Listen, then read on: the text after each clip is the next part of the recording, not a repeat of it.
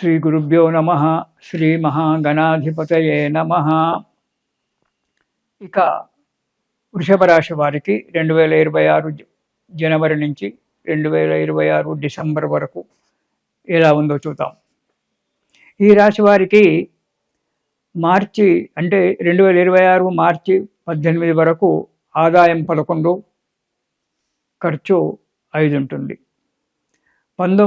మార్చి 19 నుంచి ఆదాయం 5, ఖర్చు 14, దాన్ని వ్యయమంటారు. ఖర్చు 14గా ఉంటుంది. ఈ సంవత్సరం ఈ రాశి వారికి గురువు 2వ స్థానంలో, 3వ స్థానంలో, కొంతకాలము 4వ స్థానంలో కూడా సంచారం చేయడం వల్ల, శని 11వ ఇంట సంచారం చేస్తూ ఉండడం వల్ల అనుకున్న పనులు నెరవేరడం జరుగుతూ ఉంటాయి. వృత్తి వ్యాపారాలలో మంచి అభివృద్ధి ఉంటుంది. బంధువుల యొక్క, స్నేహితుల యొక్క ప్రోత్సాహాలు కూడా మంచిగా లభిస్తాయి.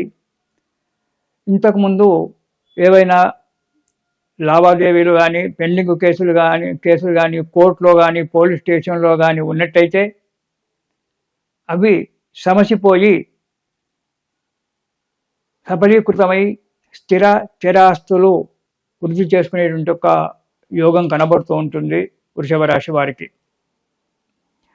కానీ కొన్ని విషయాలలో కూడా మోసపోవడం జరుగుతుంటుంది.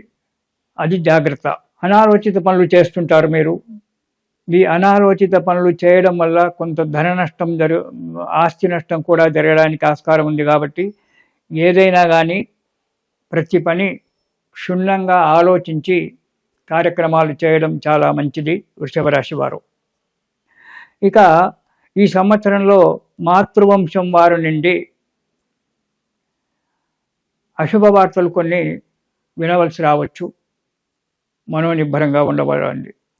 అంతేకాకుండా వాహన ప్రమాదాలు కానీ, సర్జరీలు కానీ కావడానికి ఆస్కారం కనబడుతూ ఉంటుంది. కాబట్టి బండి నడిపించేటప్పుడు జాగ్రత్తగా ఉండండి, చేయండి. ప్రతి విషయంలో కూడా జాగ్రత్తగా ఉండండి. కొంతమంది వల్ల మోసపోవడం అనేటువంటి జరుగుతుంది.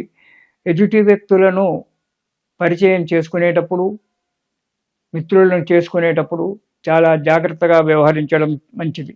ఎందుకంటే కొత్తగా వ్యక్తి పరిచయం అయినాడు కదా అని చెప్పి అతనితో మీరు ఎక్కువగా సన్నిహితంగా కనుక ఉన్నట్టయితే అతడు మోసం చేయడానికే పూనుకోవచ్చు.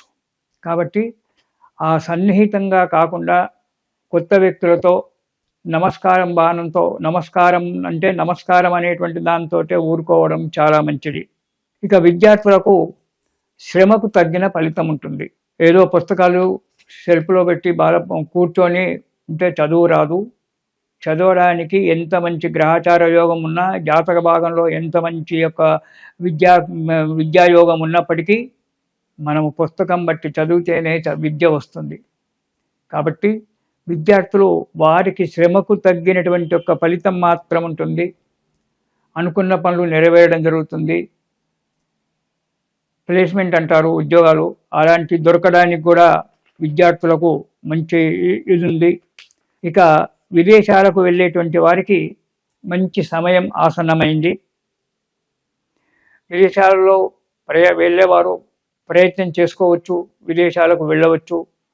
అక్కడ విదేశాలలో ఇంతకుముందే నివహించేటువంటి వారికి అనుకున్నటువంటి ఒక కార్యక్రమాలు తొందరగా నెరవేరడము, ఉద్యోగాలు దొరకడము, వారికి ఏదైతే ఏమన్నటువంటి అనుకుంటారో అవన్నీ కూడా లభించడం అనేటువంటి జరుగుతూ ఉంటుంది.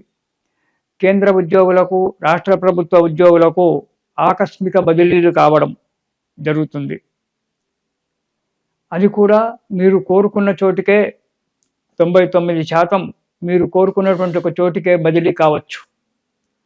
కేంద్ర ఉద్యోగస్తులకు, రాష్ట్ర ఉద్యోగస్తులకు. ఇక పర్మనెంట్ కానటువంటి వారికి ఈ సంవత్సరంలో పర్మనెంట్ కావడానికి కూడా మంచి అవకాశం ఉంది. ఈ సంవత్సరము ఉద్యోగస్తులకు చాలా మంచి అవకాశము. కాబట్టి మీరు మంచిగా పనిచేసినట్టయితే మీ పనికి సఫలీకృతమైనటువంటిది జరగడానికి ఆస్కారం ఉంది. వ్యాపారస్తులకైతే మంచి అభివృద్ధి ఉంటుంది. అభివృద్ధి ఉండడమే కాకుండా కొత్త వ్యాపారాలకు గురించి ఆలోచన చేయడము, కొత్త వ్యాపారాలు పెట్టుకోవడము, ఇవన్నీ కూడా జరుగుతాయి వ్యాపారస్తులకు. కొంత ప్రకృతి వైపరీత్యం వల్ల ఈ వ్యాపారస్తులకు కావచ్చు, ఇతరుల వాళ్ళకు కావచ్చు, ప్రకృతి వైపరీత్యం వల్ల కొంత ధన నష్టము, ఆస్తి నష్టాలు కూడా కలగడానికి ఉన్నాయి. కొన్ని ఇబ్బందులు కూడా రాకుండా తప్పవు.